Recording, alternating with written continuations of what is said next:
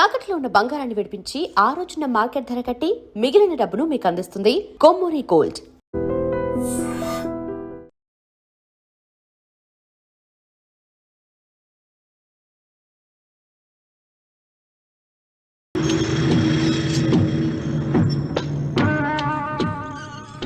ఏమండి అటు చూడండి.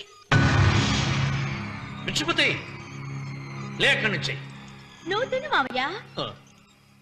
ఏ ఇంటికి నా కోసం వచ్చావు, నిన్ను నేను గౌరవించుకోవాలి కదా. అది మా నాన్న కూర్చుని ఉయ్యాల వల్ల. ఆహా, రేపు ఆయన చచ్చిపోతే ఎవరు కూర్చుంటారు? ఆయన బూడిద పోసి పెడతారా? సులోచన లేడు, ఎందుకు అలా అరుస్తారు?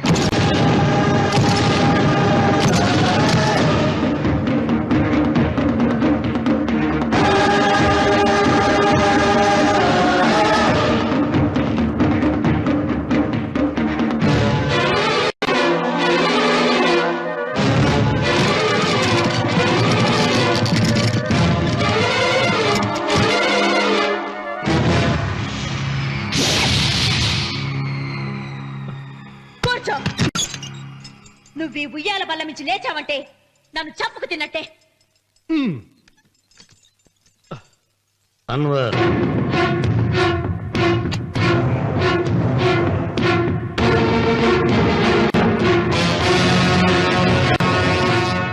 నువ్వు కూర్చో మావయ్య. సులోచన, బుద్ధి లేకుండా ప్రవర్తించకు. వేప చెట్టుకు పాలు పోసి పెంచినా అది చేదుగానే ఉంటుంది, కానీ తీయగా మారదని ఆయన ఎన్నిసార్లు చెప్పినా ఆయన మాట వినకుండా నీ అడుగులకు మడుగులెత్తాను. ఆయన ఎవరనుకుంటున్నావు? ఈ ఇంటికి పెద్ద. దేనిలో పెద్దండి? హత్యలు చేయడంలోనా? పక్కవాడ పొలాలు ఆక్రమించుకోవడంలోనా? వీధిలోకి వెళ్లి పసిబిడ్డని అడిగినా చెప్తాడు ఆయన ఎంతటి నీచుడో హంతకుడోనని.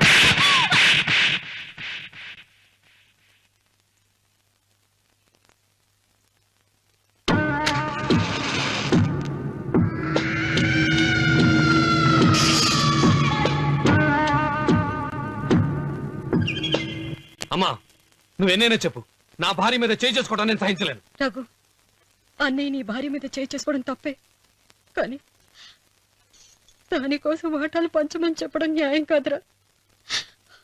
నాన్న అన్నయ్యని కూడా తన వాటా తీసుకుని వెళ్ళిపోమంటున్నారు.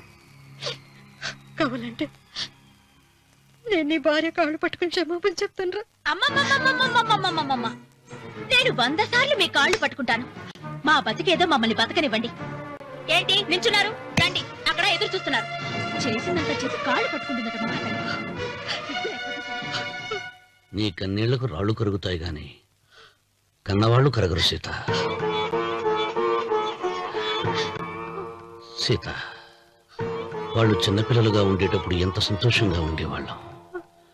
వాళ్ళు పెరుగుతుంటే ఆ సంతోషం తరిగిపోతూ ఉంటుంది. వాళ్ళు మన భుజం దాటి పెరిగాక ఇక గడప దాటి ఎప్పుడు వెళ్ళిపోతారా అని ఎదురు చూడటమే మన పని. బాధపడ.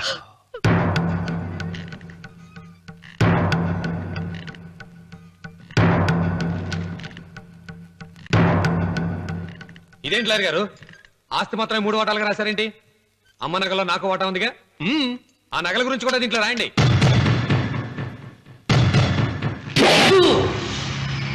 అది మీ తాత పిత్రార్జితం కాదు, నా స్వార్జితం కాదు. నా భార్య స్త్రీధనం. అందులో వాటా ఎవరికి రాదు లేదు. ఓహో, అమ్మ గదిలోకి వచ్చేడిస్తే నా మీద ప్రేమ అనుకున్నాను. నగలివ్వాలని ఏడుపా. ఈ ఏడుపేదో నన్ను కనక ముందు ఏడవాలి.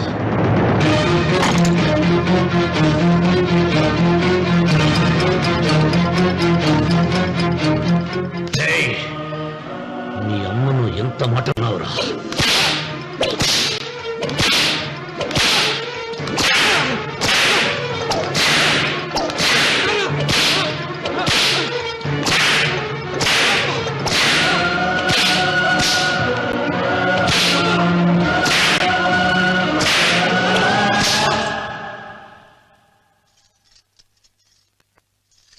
మీరేం పెద్ద మనిషండి, పెళ్ళైన కొడుకుని కొడతారా?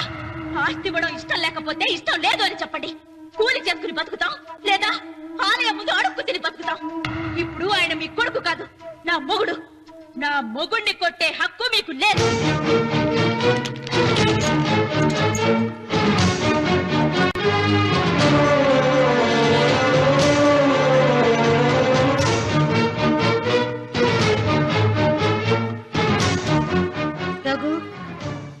కావాల్సింది ఈ నగలేగా తీసుకొచ్చాను. తీసుకోరా. వద్దమ్మా, వద్దు. కాదన్నయ్య. వద్దమ్మా, నా మాట విను. ఒక తల్లి కడుపున పుట్టకపోయినా నన్ను అన్నయ్య అని పిలిచావు. నా ఇల్లు నీకు పుట్టిల్లమ్మా. ఆడపడుచు బతికుండగా పుట్టిన నగలు పంచడం శుభం కాదమ్మా, శుభం కాదు. రే రఘు, ఆ నగలి బదులుగా నా పొలం, నా ఇంట్లో బంగారంతో నీకు ఇచ్చేస్తాను. తీసుకెళ్ళిపోరా. అలాగే లాయర్ గారు, అవి కూడా రాయండి.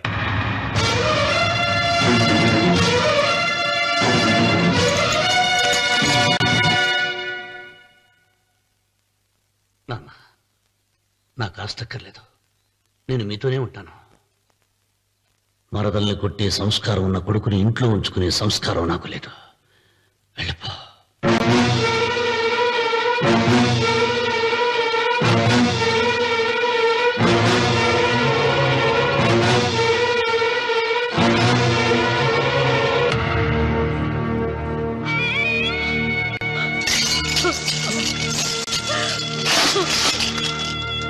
సీతమ్మ, అమ్మా సీతమ్మ, సీతమ్మ.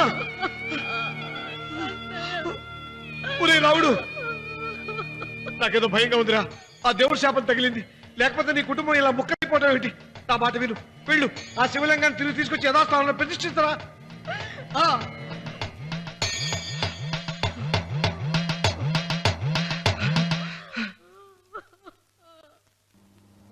ఇదేమిట్రా రావుడు, శివలింగాన్ని తీసుకొస్తానని బయలుదేరి ఆలయం దగ్గర తీసుకొచ్చావేంటి?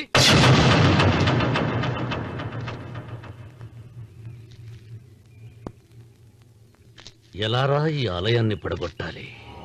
ఎప్పుడు రా సంబశివరావు పొలం నా సొంతం అవుతుంది? వెంకన్న, నా పట్టుదల కోసం నేను ధరించిన ఈ నల్ల చొక్కా ఎప్పుడు రా మార్చేది? ప్రతీకారం కోసం ప్రమాణం చేసి వేసుకున్న నా తండ్రి మొలతాడు ఎప్పుడు రా నా మెడ నుంచి ఊడిపడుతుంది? వెంకన్న, చెప్పరా, ఆ ఆలయాన్ని పడగొట్టి ఉపాయం చెప్పు. ఇంత జరిగినా కూడా నీ అహంకారం తగ్గలేదురా? నారు పొయ్యకుండా నీరు పెట్టకుండా ఈ ప్రపంచంలో పెరిగేది ఒక్కటే, అహంకారం. అది నా సొంతం.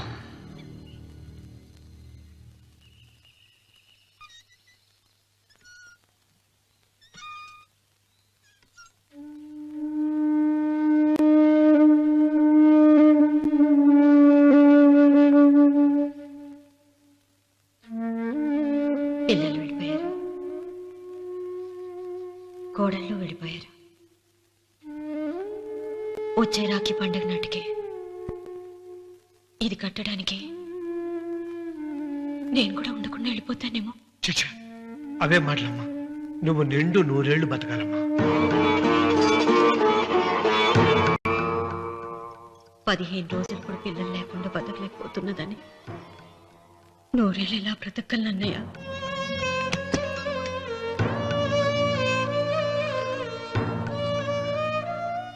వీటి కోసమేగా మా పిల్లలిద్దరిని ఇంట్లోంచి వెళ్ళగొట్టారు. నేను చనిపోయాక మా ఇద్దరు కోడలికి సమానంగా పంచిపెట్టమని చెప్పు. ఇప్పుడు ఎందుకమ్మా అదంతా? అసలే నీ ఆరోగ్యం బాగలేదు. నన్నెప్పుడూ నిండు ముత్తైదుగా చూడాలనేది ఆయన కోరిక. పోయే ముందు ఒక్కసారి నిండుగా అలంకరించుకోవాలని ఉందన్నయ్య.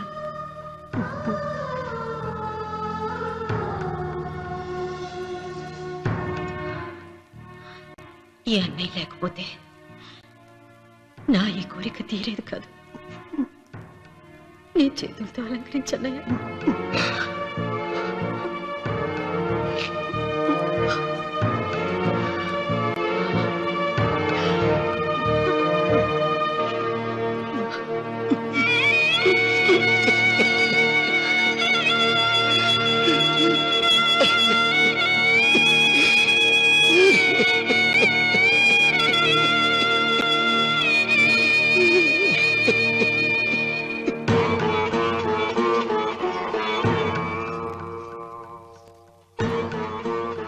ఏమిటి సీత? వడ్డానం పట్టట్లేదా? సరిగ్గా పెట్టండి. పేరంటానిక? అర్థం ముందు అలంకరించుకుని కూర్చోవడం కంటే ఆడదానికి వేరే పేరంటే ఉంటుంది చెప్పండి. ఏమండి, మీరు ఉత్తమ జాతి స్త్రీ రెండో కోరిక కోరదు అన్నారు. అందుకే మిమ్మల్ని అడగలేకపోయాను. కానీ చనిపోయే ముందు నీ ఆఖరి కోరిక ఏమిటి అని అడుగుతారు. నా ఆఖరి కోరిక ఆ శివలింగాన్ని తీసుకొచ్చి ఇంటి ముందు ప్రతిష్ఠించండి. సీత, పళ్ళు గట్టిగా ఉంటాయని, నాలుక మెత్తగా ఉంటుందని మనం పళ్ళకే ఎక్కువ విలువనిస్తాం. వయసు పైన పడుతుంటే ఒక్కొక్క పన్ను రాలిపోతుంది. వయసు పెరుగుతున్న కొద్దీ ఒక్కొక్క బిడ్డ దూరం అయిపోతాడు. కానీ నాలుక మాత్రం భర్తకు భార్య లాంటిది, భార్యకు భర్త లాంటిది. బ్రతికినంతకాలం తోడుగా ఉంటుంది. బిడ్డలు దూరం అయిపోయారని ఏదోదో మాట్లాడుతున్నా. సీత, నా మీద కోపం వచ్చిందా?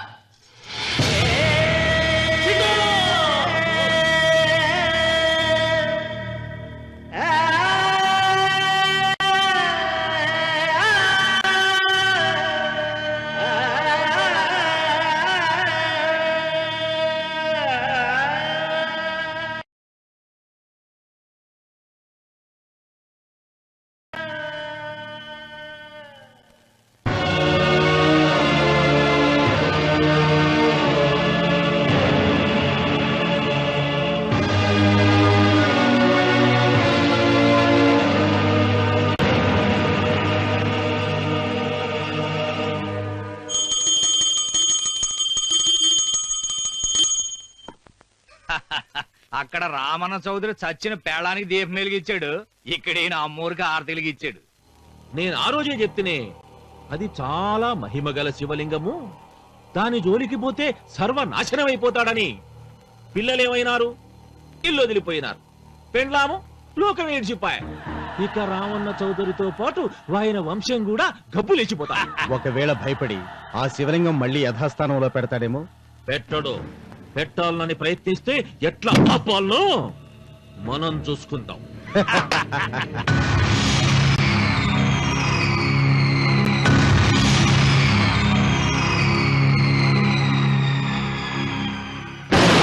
ఆలయాన్ని పడగొట్టించి ఆలయమే లేదు కాబట్టి ఇక పొలం ఎందుకని ప్రశ్నించి అప్పుడు నా స్వాధీనం చేసుకుంటాను. అమ్మవారి ఆలయాన్ని నువ్వు తాకలేవు.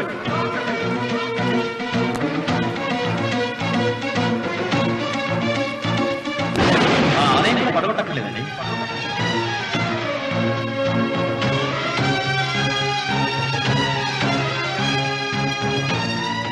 నీ వంశం నిర్వంశమైపోతుంది.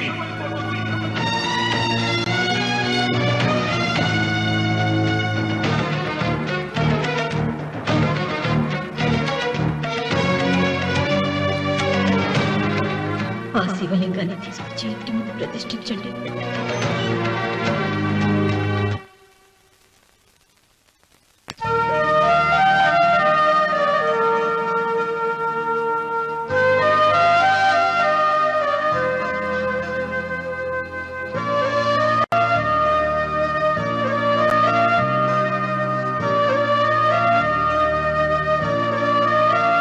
రావుడు, 6 నెలల తర్వాత నీకు శుభార్త. నీకు మనవడు పుట్టాడురా.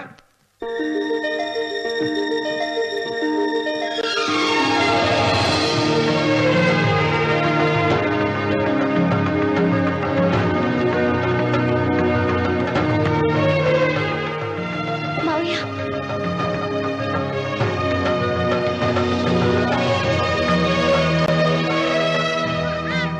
నా వంశం నిర్వంశమైపోతుందని జటాధారి శపించిన ఎదిరించి నా ఇంట పుట్టిన మొదటి వంశాంకురం.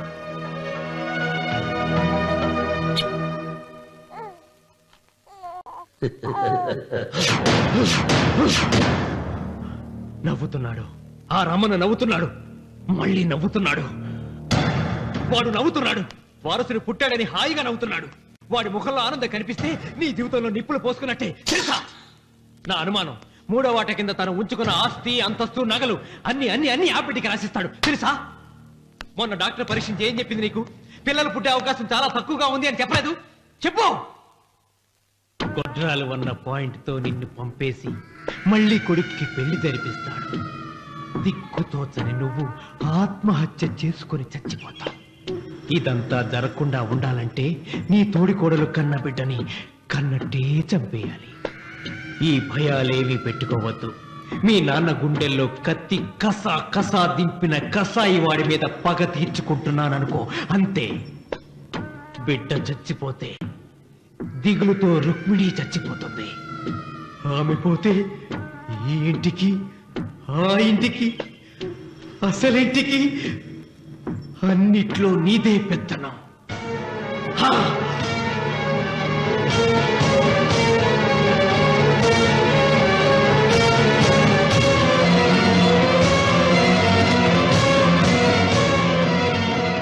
నాకు చిన్న సాయం చేయాలి, చేస్తావా? ఏంటమ్మా? బిడ్డకి పాలల్లో విషం కలపాలి. అయ్యో, నేను నడ్డాను కాదమ్మా.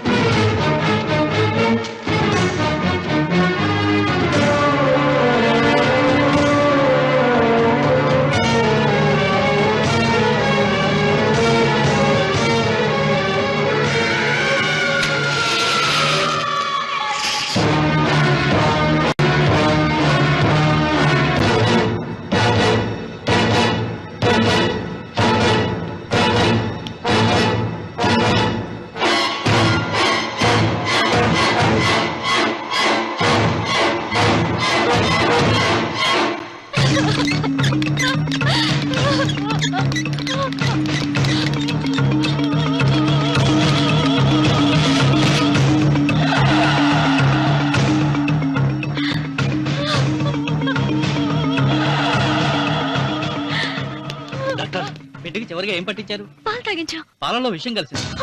Sister, call doctor Reddy. చివరిగా పాలు ఎవరు పట్టించారు?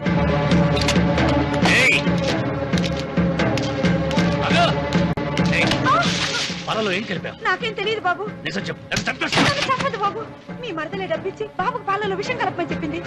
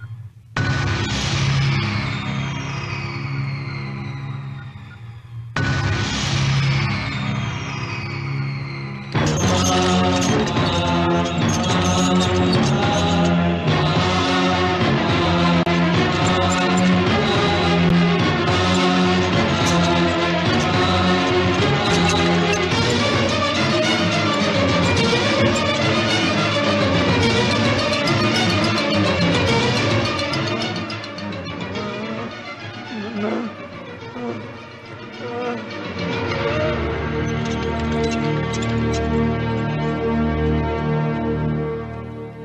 రామన్న, దేవుడి మీద కోపాన్ని నీ కుటుంబం మీద చూపిస్తున్నావు. కింద జన్మలో చేసిన పాపం వల్ల నీ తండ్రి అలా అయిపోయాడు, కానీ ఈ జన్మలో చేసిన పుణ్యానికి కాదురా. దేవుణ్ణి చూపించు, దేవుణ్ణి చూపించు అన్నావు. నీ కనుపాపంతో ఉన్న సూర్యుడినే కన్నెత్తి చూడలేని వాడివి అసలు దేవుణ్ణి ఎక్కడ చూడగలవరా?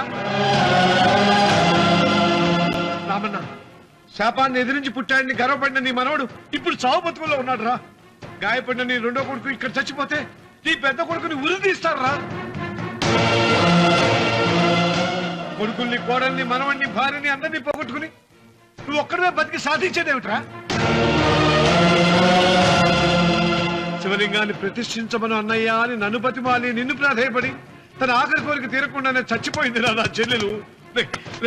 బ్రతికుండగా నీ భార్య కోరిక తీర్చలేదు. కనీసం ఆవిడ ఆత్మశాంతికైనా ఆ శివలింగాన్ని తిరిగి తీసుకొచ్చి మళ్ళీ ప్రతిష్ఠించరా, ప్రతిష్ఠించు. ఆ శివలింగాన్ని తీసుకొచ్చి ఇంటి ముందు ప్రతిష్ఠించండి. నీ బిడ్డని కాపాడుకోవడానికి కొద్ది గంటలే టైం ఉంది. శివరాత్రి ఘడియలు ముగిసిపోతే నీకు పశ్చాత్తాపం మిగిలిపోతుంది తప్ప వంశం మిగలదురా. వెళ్ళు, త్వరగా వెళ్ళరా.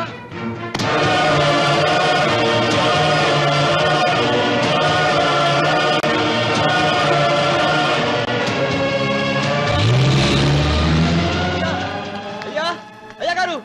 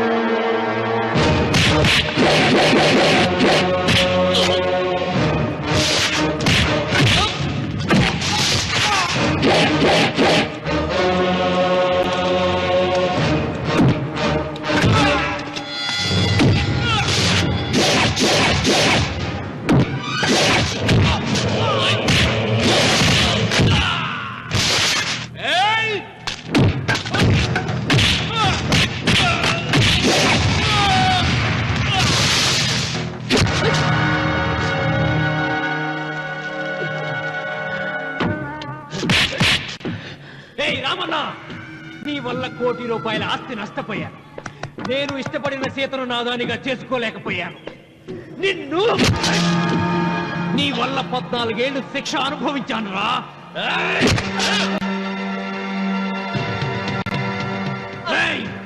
ఒంటరితనం నాకు అంటగట్టిన నిన్ను నీ కుటుంబంతో కలిసి ఉండనివ్వనురా.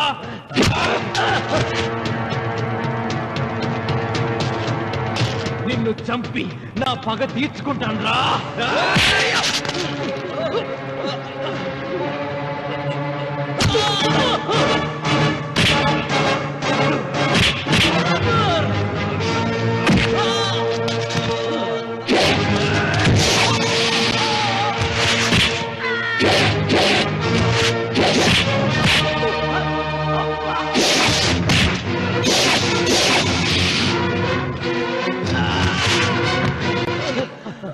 అయ్యా అయ్యా, శివలింగం.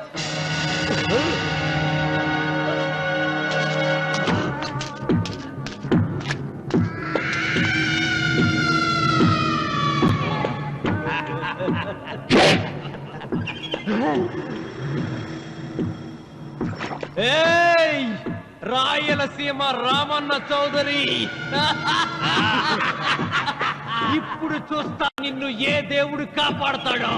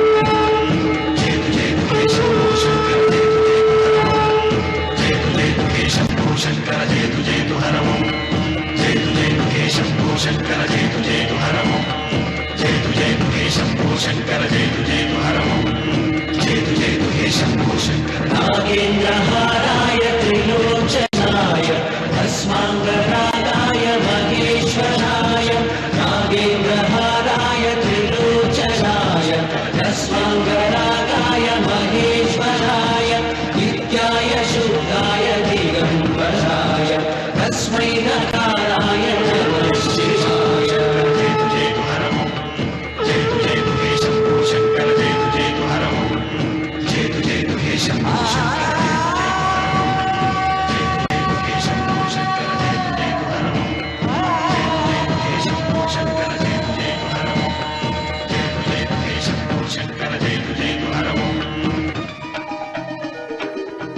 రామన్న చూసావరా భగవంతుడు లీలా నీ కొడుకు కోడలు మనవడు అందరూ గండ నుంచి బయటపడ్డారు. ఇక మురళికి శిక్ష పడుతుంది.